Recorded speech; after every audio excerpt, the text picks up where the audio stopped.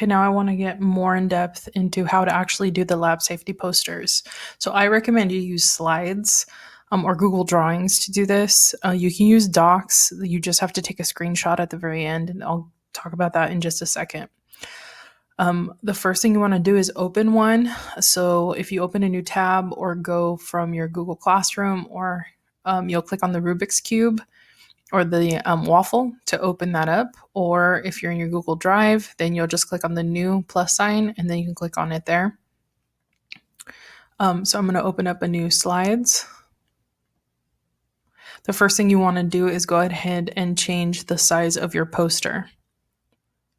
So you want to open a blank presentation, file, page setup, which is towards the bottom. It's going to pop a new window up. You'll click on the drop down menu, click on custom, and then you will change this to 11 by 17. Apply. Okay, it's going to change to look like that. All right. So then now you're going to go ahead and type in the rule that was assigned to you. So I'm going to use the rule follow all directions. So first things first, you're going to type that as your title, follow all directions. Okay, and it's a title. You can leave it here if you want. I'm going to leave it there. And then another requirement of your poster is to explain the do's and don'ts for that rule. If you forgot what the video talked about for follow all directions, then you can always Google it or use common sense. So I'm actually going to make two boxes here, one for do and one for don't. So I'm going to put here do's. And then I'm actually going to put a box around it to do that here at the top. This is called borders. You can pick a number. The bigger the number, the darker, the wider the border is around the box.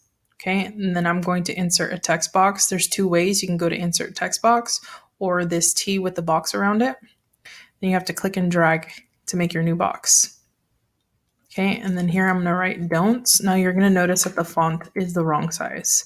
So this one is 49. So I'm going to make this one also 49. I'm going to center it just like the other one, and I'm going to put a border around it just like the other one. And I'm going to try to make my boxes look the same. Okay.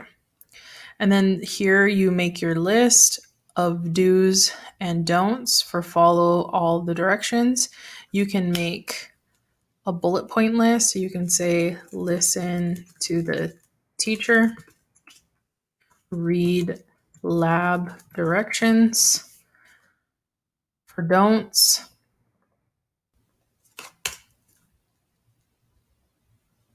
don't skip the directions. Don't throw away the directions. These are just examples I'm coming up with off the top of my head. Okay, so you can keep listing them out there. All right, and then the next thing was images. So you can go to insert image, search the web. If you do it through here, you're going to automatically search Google Images for images that are not copyright protected. So you're not stealing those images from other people without giving them credit. So for following directions, I'm going to look for, let's say, a teacher.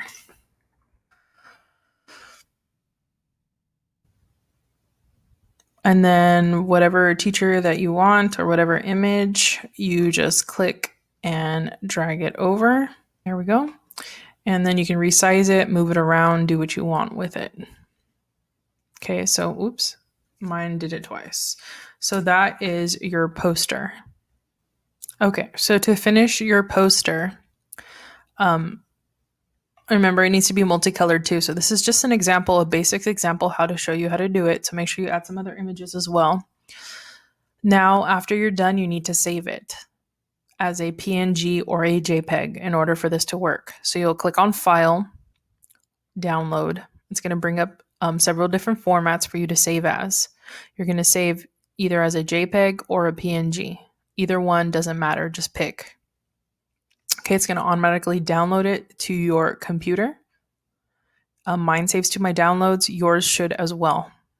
After you are done there, you are going to go to your FlipGrid, which you can also find the link in Google Classroom here under Lab Poster Presentation.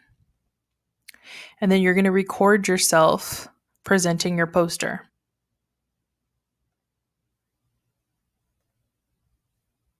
Okay. So once you get to this point, what you're going to do to display your poster is go to Effects. It's going to bring up this menu. You're going to click on Photo. Okay, it's going to bring up this guy. You're going to click on this anywhere.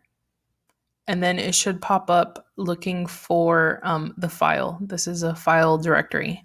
You need to navigate to your downloads. And then it's going to highlight all the, on my screen anyways, it highlights all the ones that you can insert.